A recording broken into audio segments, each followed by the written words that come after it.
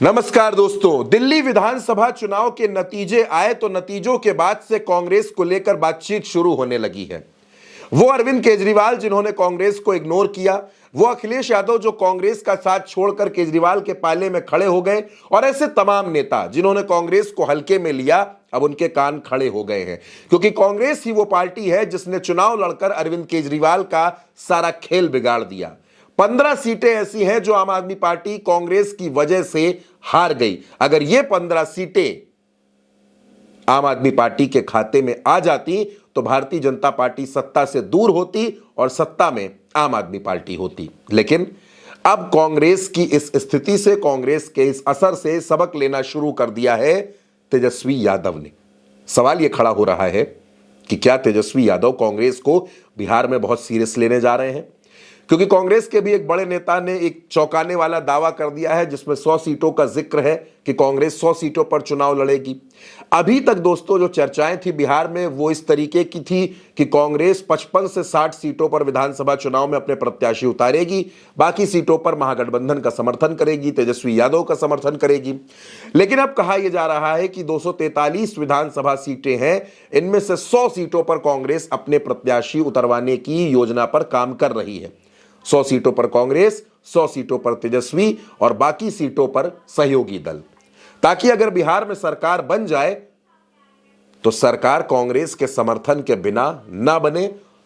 2 deputy CM जो बने वो कांग्रेस के बने, तेजस्वी यादव भले ही मुख्यमंत्री बन जाए। कांग्रेस अपनी बहुत बड़ी तैयारियों पर काम करना शुरू कर चुकी है। राहुल गांधी इस साल की शुरुआत से लेकर अब तक 2 बार पटना आ चुके हैं, और जब भी वो पटना आते हैं कोई ना कोई हलचल, कोई ना कोई सियासी सरगर्मी बिहार में बढ़ाकर चले जाते हैं।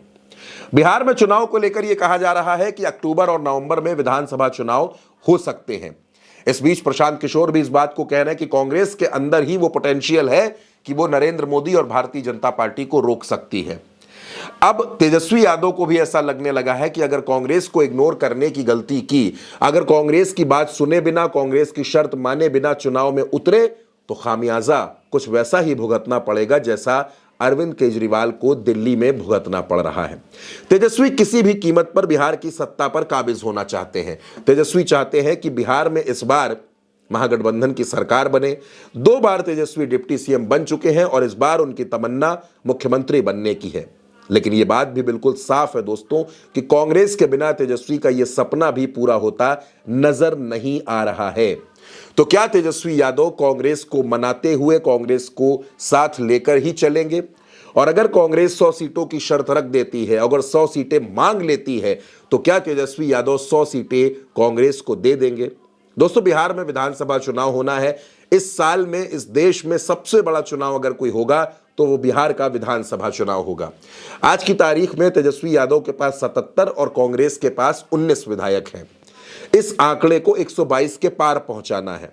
जाहिर सी बात है कि अगर 122 सीटों को, 123 सीटों को, 125 सीटों को हासिल करना है तो बड़े कैनवास पर सोचना पड़ेगा, बड़े स्तर पर जाकर सोचना पड़ेगा, एक दूसरे का सम्मान करना पड़ेगा, सीट शेयरिंग में भी लचीलापन रखना पड़ेगा, चाहे वो तेजस्वी यादव हो या फिर वो कांग्रेस हो। इन दिनों तेजस्वी यादव और राहुल गांधी की बॉन्डिंग कुछ ज्यादा मजबूत हो गई है।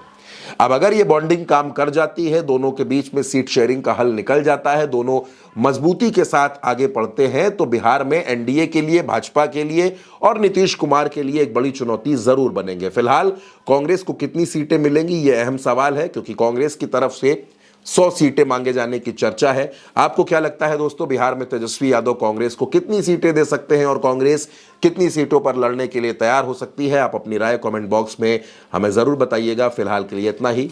नमस्कार।